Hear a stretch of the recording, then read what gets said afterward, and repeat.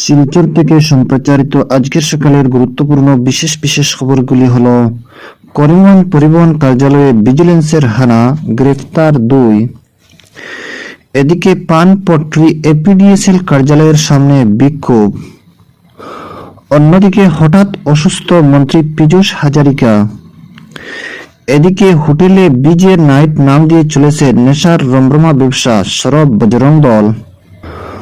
অন্যদিকে আজ বৃহস্পতিবার হাইলাকান্দি পৌরসভার উপনির্বাচনের ভোট গণনা। এদিকে রাষ্ট্রপতি দ্রৌপদী মুর্মু এবং প্রধানমন্ত্রী নরেন্দ্র মোদীর লোকসভা বিরোধী সংসদের উপরাষ্ট্রপতি তথা রাজ্যসভার সভাপতি জগদীপ ধনখড়ের ভঙ্গ করার বিষয়টিতে গভীর দুঃখ প্রকাশ।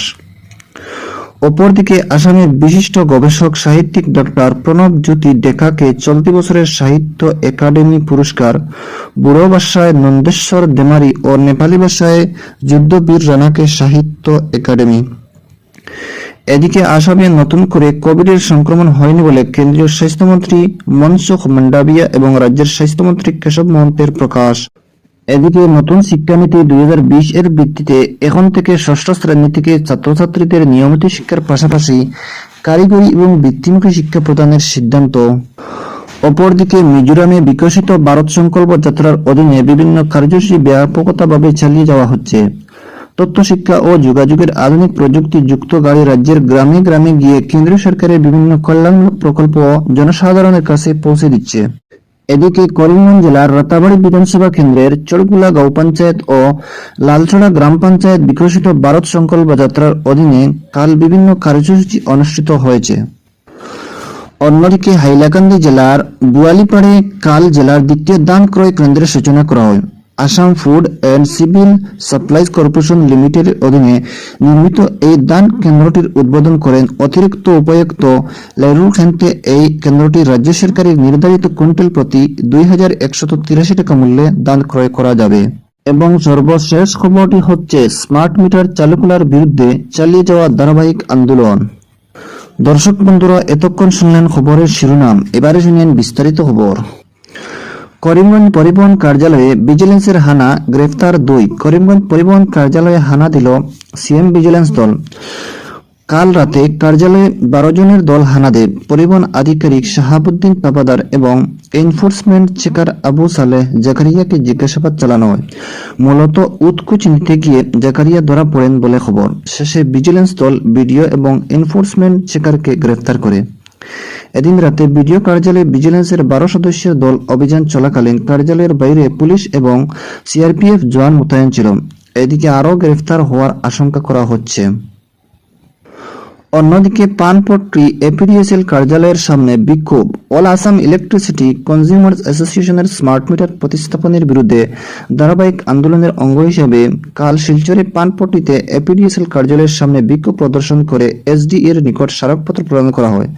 স্মারকপত্রে প্রদানকালে সংগঠনের পক্ষ থেকে অধ্যাপক অজয় রায়, সঞ্জীব রায়, রঞ্জিত চৌধুরী, ভূপতোষ চক্রবর্তী, চাম্পালাল দাস, হিল্লুল ভট্টাচার্য, জয়দাস গুপ্ত, অরিন্দম দেব, হানিফ আহমেদ বড়বইয়া, ইউনিস আলী চৌধুরী, জহর মজুমদার প্রমুখ উপস্থিত ছিলেন। তারা এডিসিই কে জানান, স্মার্ট মিটার প্রতিস্থাপনের পর গ্রাহকদের বিল আগের চেয়ে বেশি আসছে। তারা বলেন, সরকার পরিকল্পিতভাবে বিদ্যুৎ খণ্ডের বেসরকারীকরণের পথ সুগম করতে প্রিপেড ব্যবস্থা চালু করেছে। এই ব্যবস্থায় ভবিষ্যতে গ্রাহকদের কষ্টার্জিত টাকা লুট করতে সহায়ক হবে। জনগণের ট্যাক্সের কোটি কোটি টাকা খরচ করে এবং বিদ্যুৎ কর্মীদের প্রাণের বিনিময়ে গোটা দেশে যে বিদ্যুৎ পরিকাঠামো গড়ে উঠেছে তা আদানি আম্বানিদের হাতে তুলে দিতে করোনা কালের মধ্যেই কেন্দ্র সরকার সংসদে আলোচনা না করে বিদ্যুৎ বিতরণ ব্যবস্থা প্রিপেড স্মার্ট মিটার চালুর নির্দেশিকা জারি করে। এই নির্দেশিকা সংসদে গৃহীত অতীতের সমস্ত বিদ্যুৎ আইনের পরিপন্থী। এই নির্দেশিকা বিদ্যুৎ খণ্ডের পরিষেবা প্রদানের সুযোগ তুলে দিতে জারি হয়েছে। ভারতের স্বাধীনতার পর থেকে দেশের অর্থনৈতিক বিকাশে বিদ্যুৎ খণ্ডের যে ভূমিকা ছিল তা ভবিষ্যতে আর থাকবে না। সাধারণ মানুষ বিদ্যুতের ব্যবহার থেকে বঞ্চিত হবে। কর্পোরেটরদের মুনাফা লুটার মৃগায় ক্ষেত্রে পরিণত হবে এই ব্যবস্থা। তাই এই ব্যবস্থা সম্পূর্ণ প্রত্যাহারের দাবিতে শক্তিশালী গণ আন্দোলন গড়ে তুলতে সবার প্রতি সংগঠনের পক্ষ থেকে আহ্বান জানানো হয়। এছাড়াও আগামী 29 ডিসেম্বর গুয়াহাটির লক্ষ্মীধার বরা ক্ষেত্রে গ্রাহকদের রাজ্যভিত্তিক সমাবেশ সফল করতে সবাইকে এগিয়ে আসতে আবেদন জানানো হয়। অপরদিকে হঠাৎ অসুস্থ মন্ত্রী পীযূষ হাজারিকা। হঠাৎ অসুস্থ হয়ে পড়েছেন মন্ত্রী পীযূষ হাজারিকা। তিতাবরে দলীয় সমাবেশে যোগ দিতে গিয়ে অসুস্থ হয়ে পড়লে মন্ত্রীকে যোরহাট মেডিকেল কলেজ হাসপাতালে নিয়ে যাওয়া হয়। চিকিৎসকরা তাকে পরীক্ষা করে প্রাথমিক চিকিৎসা দেন। মন্ত্রী তার কণ্ঠনালীতে কিছু সমস্যায় ভুগছিলেন বলে জানা গেছে, তবে চিন্তার কোনো কারণ নেই। চিকিৎসকরা তাকে বিশ্রামের পরামর্শ দিয়েছেন। অন্যদিকে শিলচর শহর বা শহরতলীয় অনুষ্ঠানকে কেন্দ্র চলেছে অশ্লীল ঘটনা। এর প্রভাব পড়েছে যুব সমাজে। ইতিমধ্যে বিভিন্ন বয়সের একাংশ যুবক যুবতী নেশা সামগ্রী ব্যবহার করে নিজের জীবনকে ধ্বংসের পথে নিয়ে যাচ্ছে। এ নিয়ে সরব হলো বজরং দল। কাল পুলিশ সুপারের সঙ্গে সাক্ষাৎ করে এক স্মারকপত্র প্রদান করেন দলের প্রতিনিধিরা এবং এর বিহিত ব্যবস্থা নিতে জারি জানান। এদিন বজরং দলের নেতা মিঠুন নাথ বলেন, শহরের হোটেলগুলোতে বিজে পার্টি কিংবা ডিজে নাইট নামে অনুষ্ঠান আয়োজন করে যুব সমাজকে ধ্বংসের পথে নিয়ে যাওয়া হচ্ছে। ডিজে পার্টি কিংবা ডিজে নাইট এর নামে বিভিন্ন হোটেলে পৃথক পৃথক কোটা বুকিং করে চলেছে দেহ ব্যবসা এবং নেশাদ্রব্যের ব্যবহার। তিনি বলেন, অবৈধভাবে এগুলো চলেছে।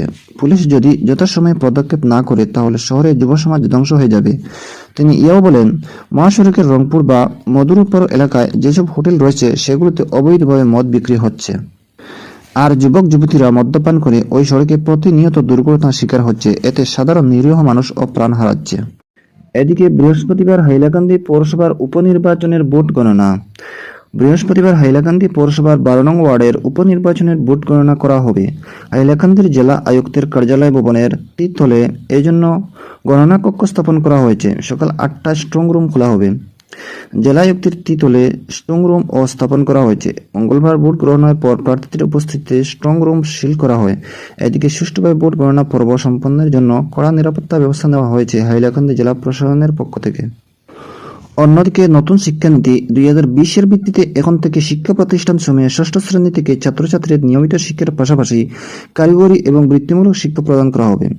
গোয়ালপাড়া জেলার সমগ্র শিক্ষার অধীনে কাল থেকে প্রাথমিক পর্যায়ে 110টি বিদ্যালয় এবং এই শিক্ষার সূচনা করা হয়েছে। এক অনুষ্ঠানের মাধ্যমে এই জেলার স্কুল সমূহের পরিদর্শক সাদুল্লাহ খান এই কার্যসূচির সূচনা করেন।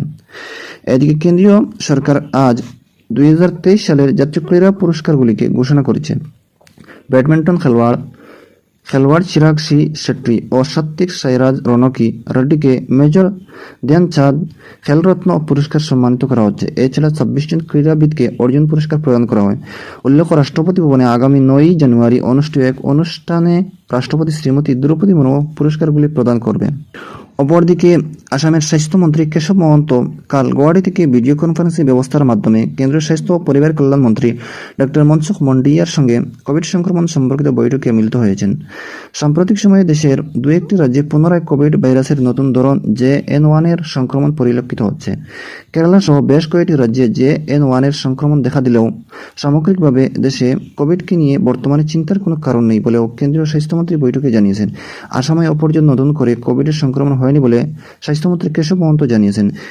এদিকে এক্ষেত্রে রাজ্য সরকারের স্বাস্থ্য ও পরিবার কল্যাণ বিভাগ সম্পূর্ণ প্রস্তুত রয়েছে বলে শ্রী মহন্ত জানিয়েছেন।